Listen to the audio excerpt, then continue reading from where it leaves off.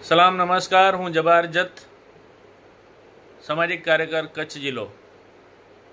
કચ્છની અંદર અત્યારે શિક્ષકોની ઘટનો મુદ્દો અંતિ ચાલી રહ્યો છે, જેની અંદર અંતરિયાળ જે વિસ્તારો છે એની અંદર અમુક એવી શાળાઓ છે જેની અંદર સમૂહ શિક્ષકો જ નથી, અને અમુક શાળાઓ એવી છે જે ખાલી એક જ શિક્ષકથી ચાલતી હોય છે, જેની અંદર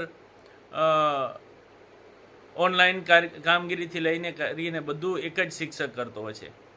અને સાથે સાથે કચ્છ જિલ્લાની અંદર જે ગામડાઓ છે એની અંદર ખાસ કરીને કચ્છી ભાષા જે બોલવામાં આવે છે, જે કચ્છ બહારથી જે શિક્ષકો આવે છે એમને કચ્છી ભાષા શીખવી બહુ અઘરી પડતી હોય છે, અને એ જ્યાં સુધી 2-3 વર્ષમાં શીખે ત્યાં સુધી પછી બાળકો સ્કૂલથી ડ્રોપ આઉટ થઈ જતા હોય છે.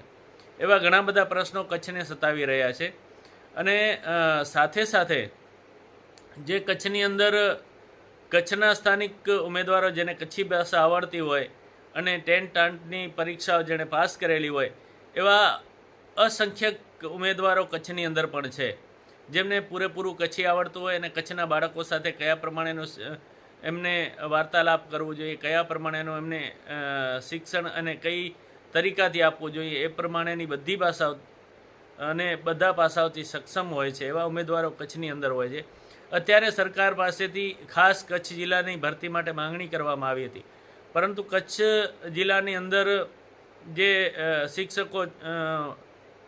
શિક્ષક તરીકે નિમણૂક થાય એવા હતા, તેના છતાંય એ જે ભરતી હતી એમને આખા ઓલ ગુજરાત માટે ઓપન કરવામાં આવી હતી. તેમાંથી ઘણા બધા શિક્ષકો આઉટ ઓફ ગુજરાત મતલબ આઉટ ઓફ કચ્છથી હમણાં નિમણૂક થઈ હતી. પરંતુ મોટામાં મોટો જે પ્રશ્ન કચ્છ માટે છે કચ્છી ભાષાનું અને કચ્છના સ્થાનિક શિક્ષકોનું, તે પ્રશ્ન હજી જ્યાં છે ત્યાં જ રહ્યો છે. અત્યારે થોડીક નવી ભરતી થઈ હતી, એની અંદર કચ્છ જિલ્લાની અંદર શિક્ષકો અમુક હાજર થયા, તો એની સામે અડધાથી વધારે શિક્ષકો તો જિલ્લા બદલીવાળા તૈયાર છે.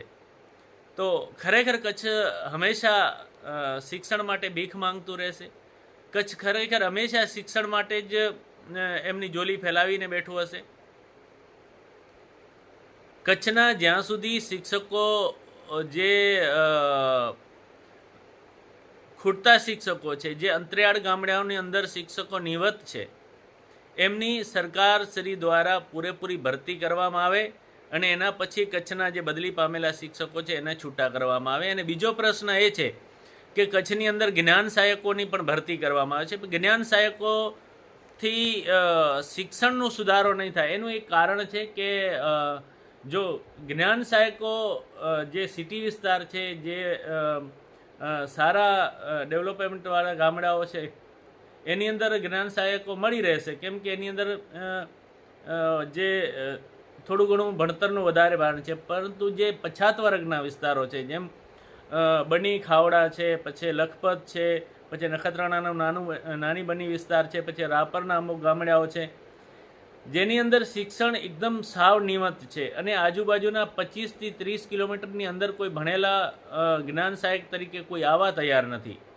તો એનું કોઈ મતલબ જ નથી જ્ઞાન સહાયકોની ભરતી કરવાનો. તો એના માટે કાયમી શિક્ષકો જે 10 વર્ષના બોન્ડ ઉપર આવતા હોય છે, એવાઓને જો ભરતી કરવામાં આવે તો જ શિક્ષણ કચ્છનું સુધરશે.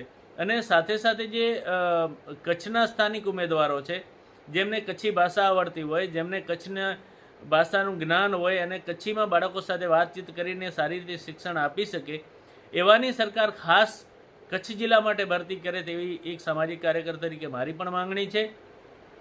અને ખરેખર કચ્છનું શિક્ષણ છે ને સાવ ખાડે જઈ રહ્યો છે.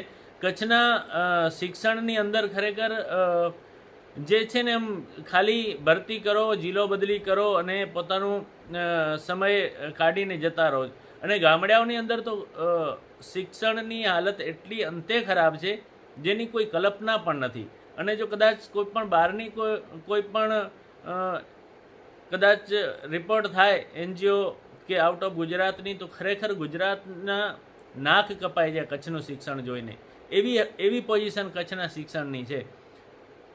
તો મહેરબાની કરીને કચ્છના શિક્ષકોની ખાસ ભરતી કરવામાં આવે અને જ્યાં સુધી પૂરેપૂરા કચ્છના શિક્ષકો આની અંદર ન ઇન્વોલ્વ થાય ત્યાં સુધી એક પણ શિક્ષકને ફેરબદરીવાળાને છૂટો ન કરવામાં આવે તેવી એક સામાજિક કાર્યકર તરીકે મારી વિનંતી છે સરકારશ્રીની અને કચ્છના શિક્ષકોની અને કચ્છી બોલી જાણતા શિક્ષકોની ટેટ પરીક્ષા જેણે પાસ કરી છે એવાનું ખાસ એક ઝુંબેશ ચલાવીને ભરતી કરવામાં આવે અને આ જ્ઞાન સહાયકની જે વૃદ્ધિ છે એને ખતમ કરી અને કાયમી શિક્ષકો આપવામાં આવે તેવી મારી ખાસ વિનંતી છે.